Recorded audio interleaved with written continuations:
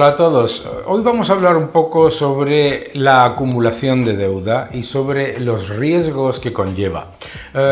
Si nosotros vemos los datos a finales del año 2019, la deuda global se ha vuelto a aumentar y ha vuelto a llegar a niveles récord, niveles absolutamente récord.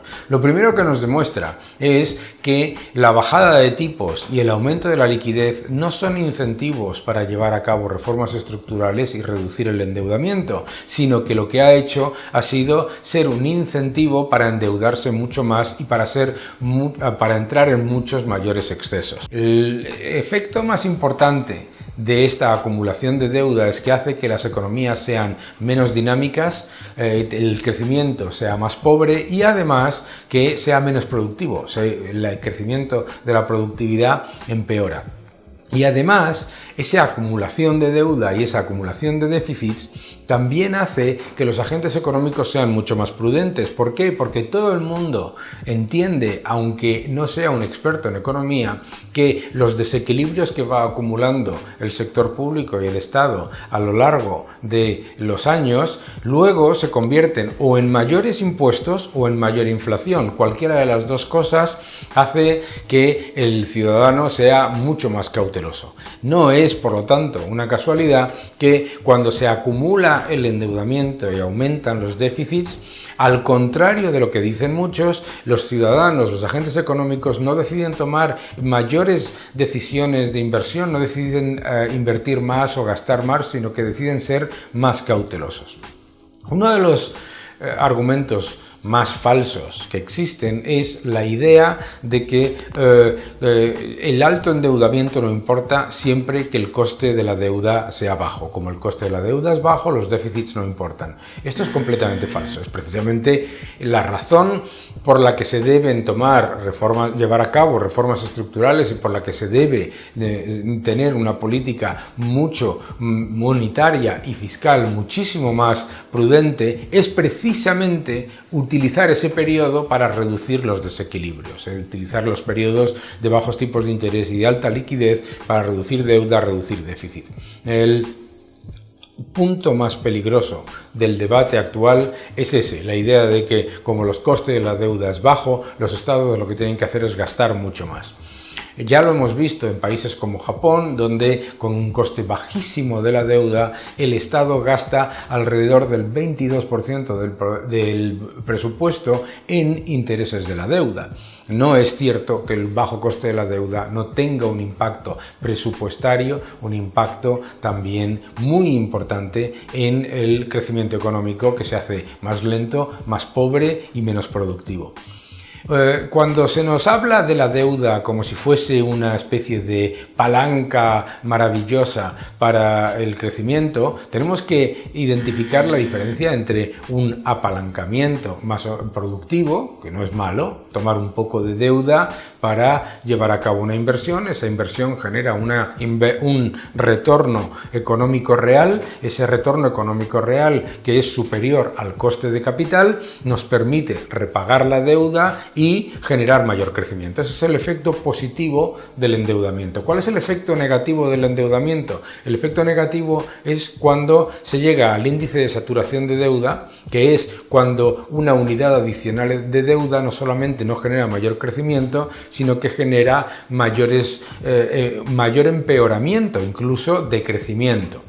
Si nosotros lo que hacemos es endeudarnos para pagar gasto corriente, para pagar inversiones que no generan retorno económico real, ¿qué es lo que ocurre? Que lo que estamos acumulando es endeudamiento sobre endeudamiento. Y en realidad lo único que estamos haciendo es dar una patada hacia adelante y no generar un efecto positivo, sino generar un efecto negativo. En realidad es un efecto desplazamiento de los ahorradores y de los eficientes hacia los ineficientes y los endeudados. Pero si nosotros además lo que hacemos es ignorar los efectos negativos de la deuda. ¿Qué es lo que ocurre? Lo que nos encontramos es que los agentes económicos están viendo un efecto desplazamiento. No es un efecto desplazamiento de que no tengan acceso a deuda, sino que los primeros receptores de la nueva deuda salen exponencialmente beneficiados de la creación de esa deuda, y esos son los estados y los sectores más ineficientes. Si nosotros analizamos qué es lo que nos dicen muchos, lo que nos dicen es, bueno, no pasa nada porque el déficit del Estado en realidad es, en el otro lado, el superávit de los ahorradores, y la deuda de los estados está soportada por el ahorro o por el exceso de ahorro del resto. Bien, esto en sí mismo es una falacia que empieza por el funcionamiento del mercado de deuda. Una enorme parte del endeudamiento de los estados no se está pagando con ahorros, se está invirtiendo en bonos cuyo capital está siendo apalancado. ¿Qué significa esto? Que en realidad estamos utilizando deuda para comprar deuda. Por lo tanto, no es un efecto 1 a 1, ahorro contra deuda. Pero sobre todo, y esto es lo más importante, fijaos el análisis perverso que esto significa. Significa lo siguiente: esta es la acumulación de deuda del Estado, no importa porque siempre os lo puedo confiscar a vosotros. Es decir, está poniendo en la misma ecuación deuda y déficit del Estado con ahorros y salarios de los ciudadanos. Es decir, su deuda tú lo pagas. Claro, en sí mismo es una falacia. ¿Por qué? Porque ni siquiera ocurre a nivel nacional, es decir, no es el déficit de España o el déficit de la nación que sea con respecto a los ahorros de sus propios ciudadanos. ¿A quién se le debe el dinero? A los ahorradores de todo el mundo. A los ahorradores de todo el mundo y a los inversores de todo el mundo. Por lo tanto, ese concepto confiscatorio de que cada unidad de déficit es una unidad de ahorro es falso. Segundo, es mucho más falso decir que el déficit en sí mismo lo que hace es generar ahorro. Es al revés. Existe un cierto ahorro y existe una capacidad de apalancamiento. Como existe ese ahorro y esa capacidad de apalancamiento y el compromiso de los estados es absoluto a la hora de repagar su deuda, entonces se mantiene esa confianza. Si tú rompes la confianza y partes de la base de que tú puedes aumentar dramáticamente el déficit sin que nada pase porque siempre va a haber alguien que compre la deuda, te estás equivocando tanto en la cantidad como en la demanda como en el precio. Es absolutamente falso. Y es además la receta de la recesión, del estancamiento y del empeoramiento inmediato de la economía. ¿Por qué? Si nosotros pensamos en un país como Estados Unidos, que tiene un déficit importante, ojo, tiene un Banco Central, la Reserva Federal, que está constantemente vigilando cuál es la demanda real de dólares en el mundo, que es la moneda de reserva del mundo.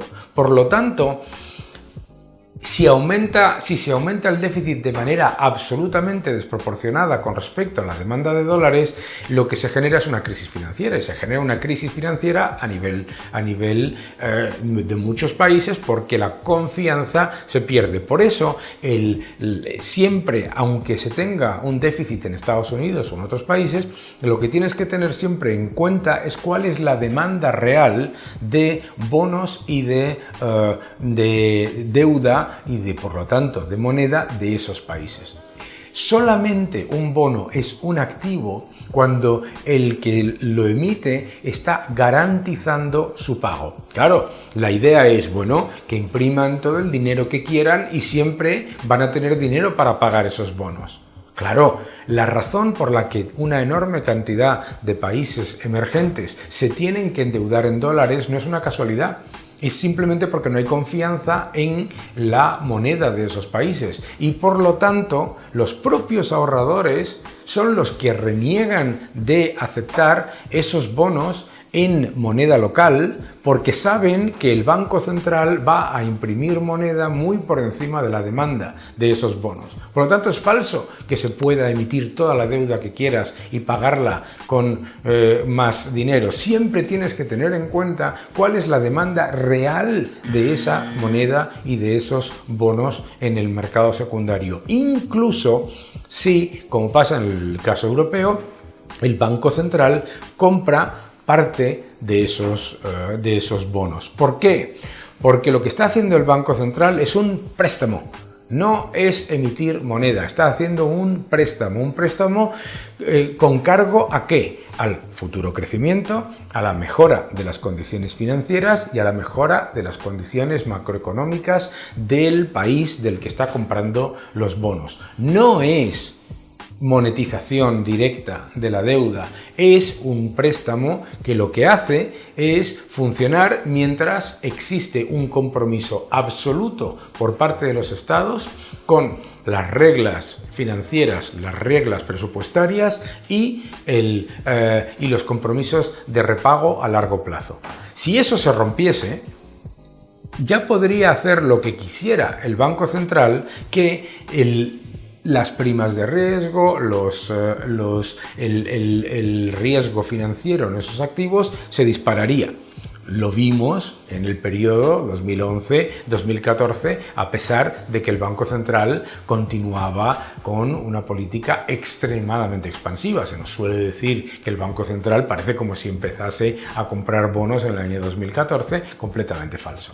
Por lo tanto, falacias de la acumulación de deuda. Uno, la acumulación de deuda no es un problema siempre que el coste de la deuda sea bajo. El ejemplo es Japón, más de 2 décadas de estancamiento y además gasta más del 20% del presupuesto en intereses de la deuda a pesar del coste bajo.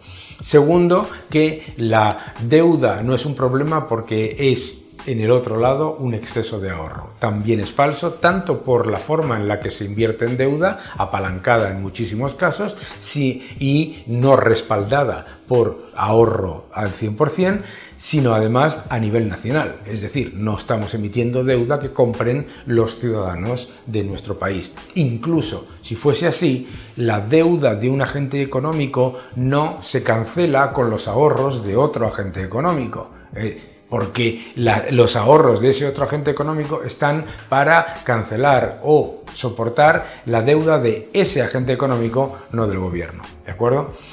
Y finalmente, el punto más importante, y yo creo que el más relevante, ignorar la demanda de moneda, la demanda de bonos en el mercado secundario e ignorar cuál es el pilar fundamental por el que la deuda se mantiene como un activo para algunos ahorradores es lo más peligroso. En el momento en el que un Estado ignora que tiene que mantener ese compromiso absoluto y además el compromiso absoluto no viene de decirlo, sino de demostrarlo. La confianza en un país no la decide el gobierno, sino que la deciden los propios ahorradores, inversores y los agentes económicos de todo el mundo.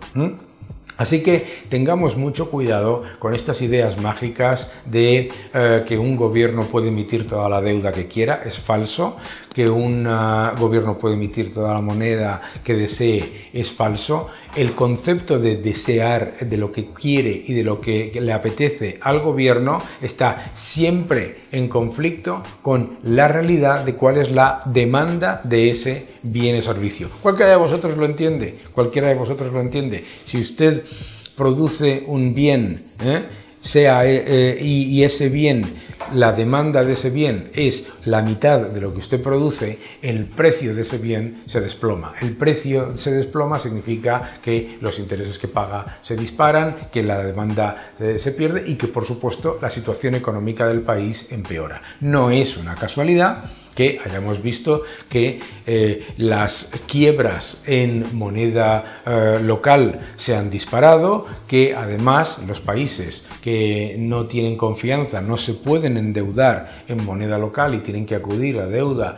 en moneda extranjera, y tampoco es una casualidad que una enorme cantidad, más de 100 monedas fiduciarias, hayan desaparecido en las últimas décadas ante la evidencia de la falta de confianza en el sistema monetario. Por lo tanto, no caigamos en la falacia del milagro de los panes y los peces monetarios y en la idea de que la deuda es una especie de regalo a los ahorradores, sino que es lo que es: un compromiso de repago.